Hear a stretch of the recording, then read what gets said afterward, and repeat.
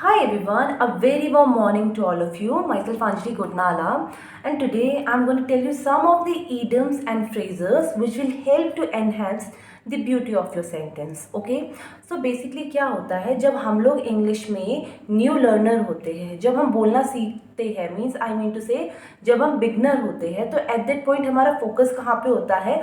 हमारा फोकस होता है सेंटेंस फॉर्मेशन में। ओके, कि हम वर्ड्स को करेक्टली मर्ज करें और हमारा जो सेंटेंस बने वो मीनिंगफुल बने। Okay, but once we know how to make a sentence, we want to enhance the beauty of that sentence. Okay, but जब एक बार हमें समझ आ जाता है that we are good to make an sentence, कि हम लोग सही से सेंटेंस बना रहे हैं, तो उसके बाद हम लोग क्या चाहते हैं कि हम लोग अपने सेंटेंस को एनहांस करें।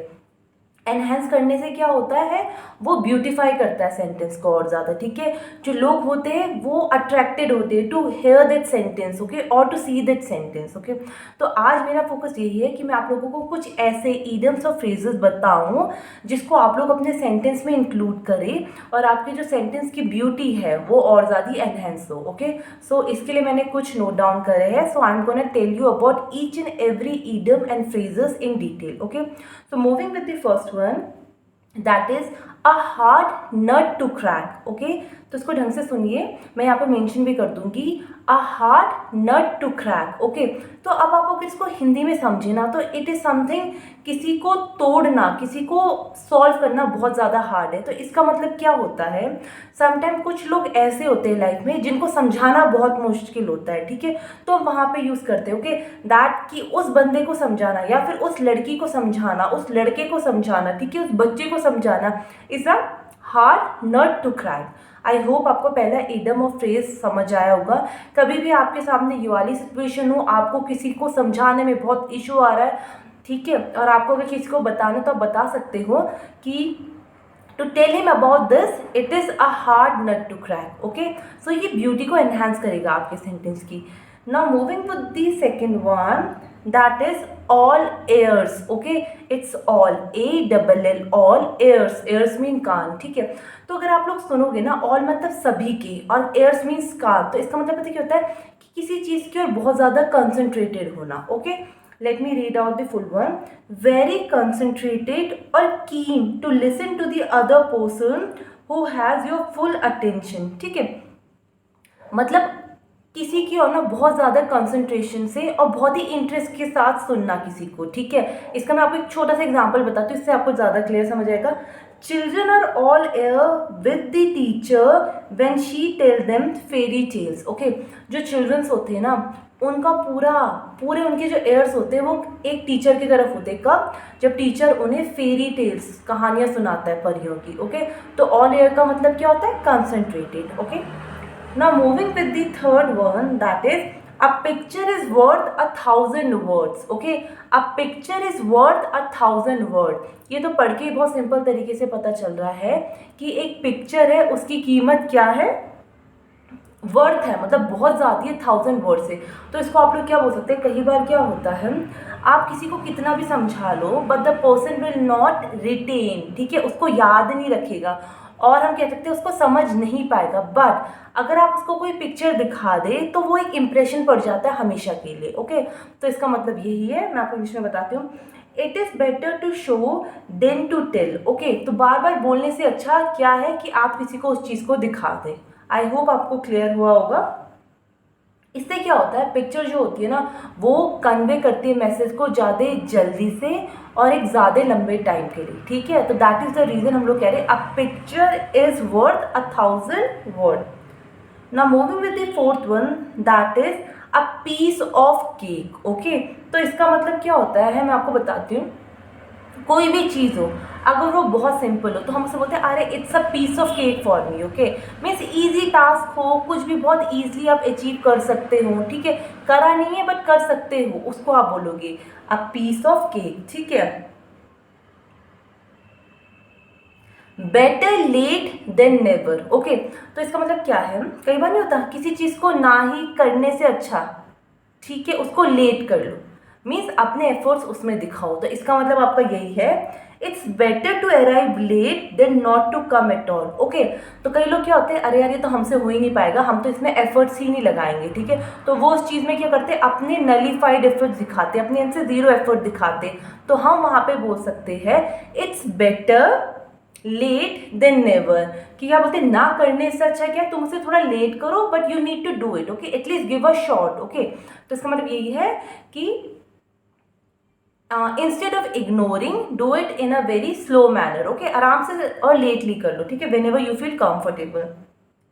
Now moving with the sixth one, that is born with a silver spoon in mouth. ठीक है, ये तो बहुत क्लियर समझ आ रहा होगा। इसका मतलब क्या है कि आप ना चांदी की चम्मच मुंह पे लेके आप पैदा होंगे या हुए हो। तो इसका मतलब क्या होता है, अगर कोई पर्सन, मतलब कोई चाइल्ड, इन्फेंट, अगर वो किसी के घर में, जिसके घर में भी इसका बर्थ हुआ है, वो बहुत ही रॉयल या फिर बहुत ही रिच बैकग्राउंड है। ओके, तो हम लोग कहते हैं ना कि that he borns with silver spoon in the mouth.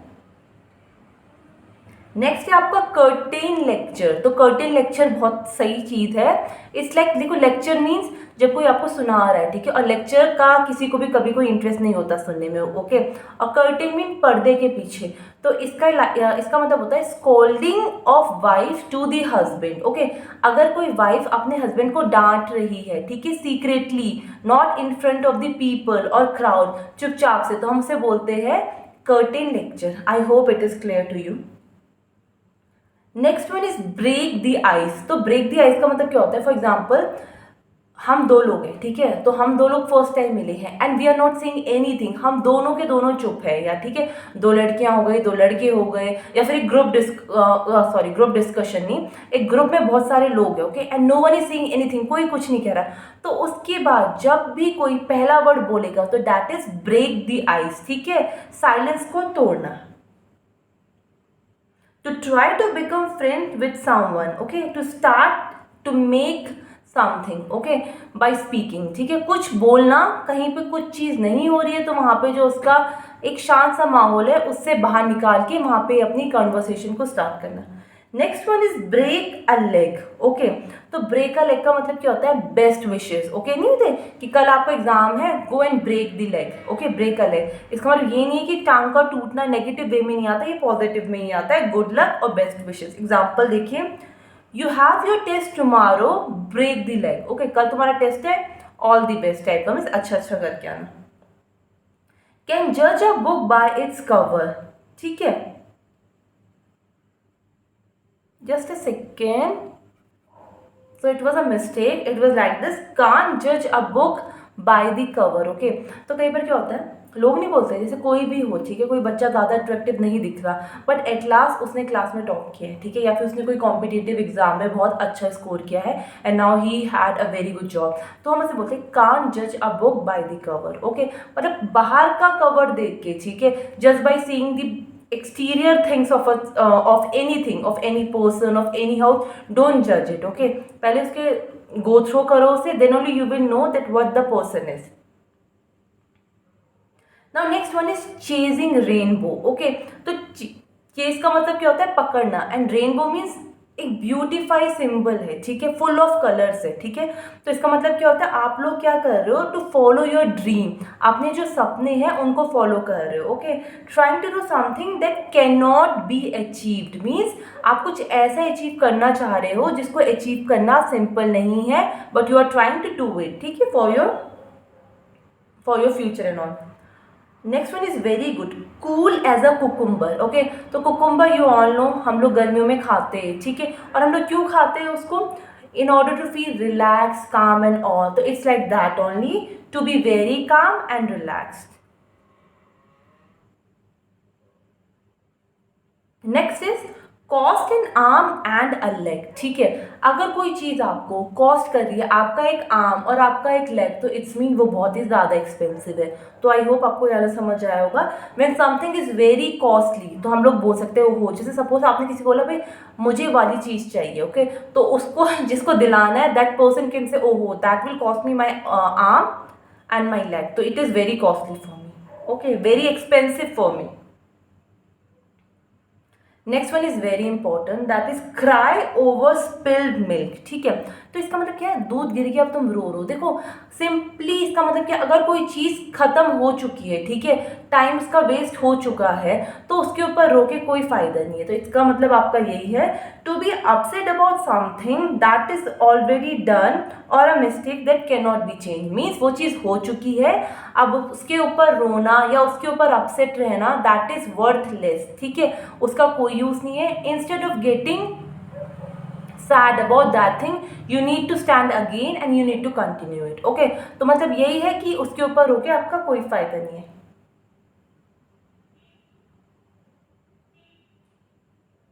Next one is eat like a bird. Okay, इसका मतलब आपको सिंपल पता चल रहा है, चिड़िया की तरह खाना। तो इसका मतलब होता है बहुत ही कम क्वांटिटी में खाना। ओके, तो if in case you have a friend, okay, और वो ही और शी ईट्स वेरी लेस, तो बोल सकते हो you eat like a bird. ठीक है, मतलब ये आपका ब्यूटीफाई कर रहा है आपके सेंटेंस को। Okay,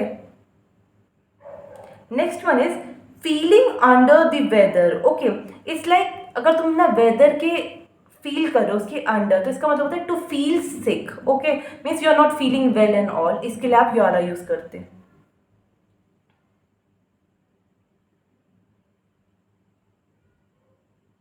next one is 40 wing. Okay, तो विंग का मतलब आपको पता है, नहीं बोलते आई विंग हो रही है आपकी। ठीक है, तो 40 विंग का मतलब है sleep a while mainly during the day. इसका मतलब होता है दिन में जब आप लोग सोते हो ना, जिसको नैप बोलते हैं थोड़ी देर के लिए, it is like that only 40 wings, that I need to take a 40 wing. Okay, nap भी आपका बहुत अच्छा वर्ड है, बट इसको आप ऐसे आप फ्रेम कर सकते हैं सेंटेंस की तरह।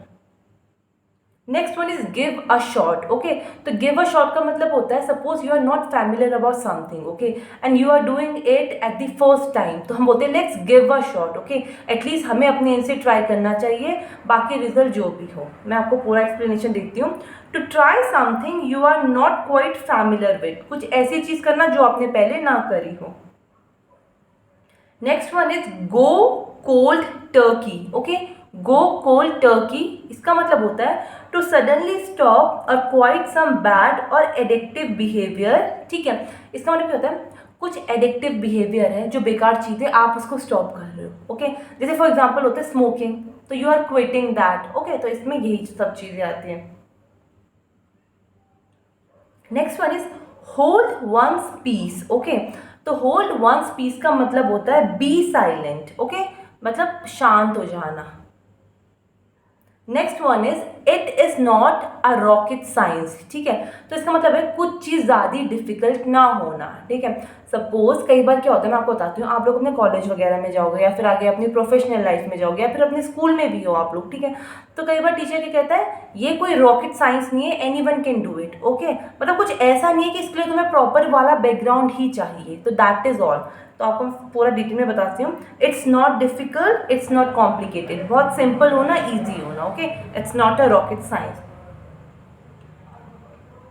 Next one is keep your chin up, अपने चिन को अप रखो। ठीक है, तो हमेशा कभी भी जब अप वगैरह का सेंस आता है, इट्स मीन ब्रेवरी, करेज आपको शो करना है। तो इसका मतलब है ये, be brave and courageous in a tough situation. ठीक है, सिचुएशन सर्कमस्टेंसेस कैसे भी हो, you need to stand straight, be brave, have courage, इसका मतलब यही है।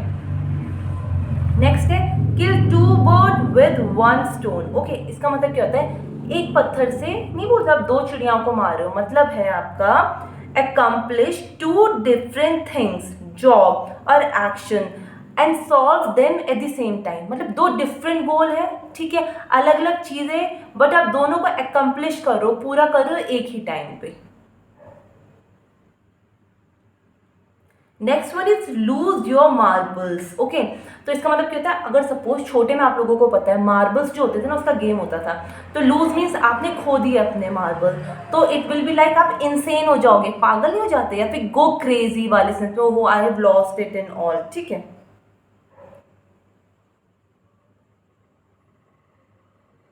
Next one is on cloud nine. Okay, तो क्लाउड नाइन का मतलब क्या होता है आप लोगों का, to be extremely happy and cheerful. ठीक है, बोलते अगर कभी भी कोई बंदा बहुत ज़्यादा खुश है तो हम बोलते हैं he is in the cloud nine. Okay, वो 9वें क्लाउड पे है, तो इट्स लाइक शोइंग हैप्पीनेस और something in a good way. Next one is once in a blue moon. Okay, ये बहुत ज़्यादा यूज है। अगर कोई चीज़ बहुत रेयरली हो रही है तो हम बोल सकते हैं once in a blue moon. जैसे कुछ लोग होते हैं ना बहुत रेयरली पढ़ते हैं, जैसे होते हैं पेरेंट्स बोलते हैं कई बार अपने बच्चों को वो आज कैसे किताब खोल ली, तो उसी को आप इंग्लिश में बोल सकते हैं once in a blue moon I use to see him with his book. Okay, बहुत रेयर चीज़ है कि मैं उसको उसके बुक्स के साथ देखता हूँ। Next one is pull someone's leg. Okay, किसी का पैर खींचना, तो इट्स लाइक किसी के साथ मजाक करना, ठीक है। To joke with someone, to trick someone in a humorous way, मजाक वे में किसी के साथ कोई ट्रिक वगैरह करना, ठीक है। नहीं होता पैर खींचने के लिए थोड़ा उसको मतलब एक किस्म से हम उसके साथ थोड़ा क्रेजी वाला वे में अगर हम चाहें तो। नेक्स्ट है rain cats and dog. Okay, तो अगर कभी भी बहुत तेज बारिश होती है ना, तो इंस्टेड ऑफ सेइंग ओहो इट्स हेविली रेन आउटसाइड, ठीक है, हम कह सकते हैं, हम लोग बोल सकते हैं it's raining like cat and dog, ठीक है। ये एक सिंपल सा फ्रेज है, आप लोगों को याद करना है।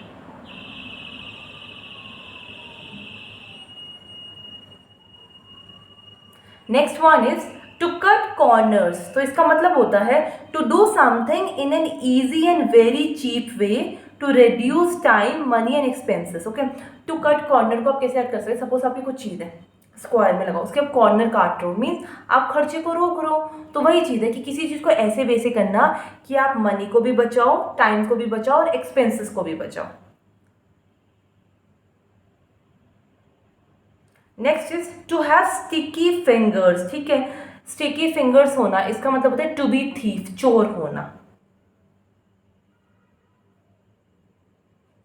Next is very important, what goes around come around. Okay, इसका मतलब है how you have treat and behave with other eventually come to you. Okay, आपने जैसे भी किसी को ट्रीट किया है, ठीक है, और जैसे भी किसी के साथ बिहेव किया है वो आपको एक रिवर्ट बैक होगा।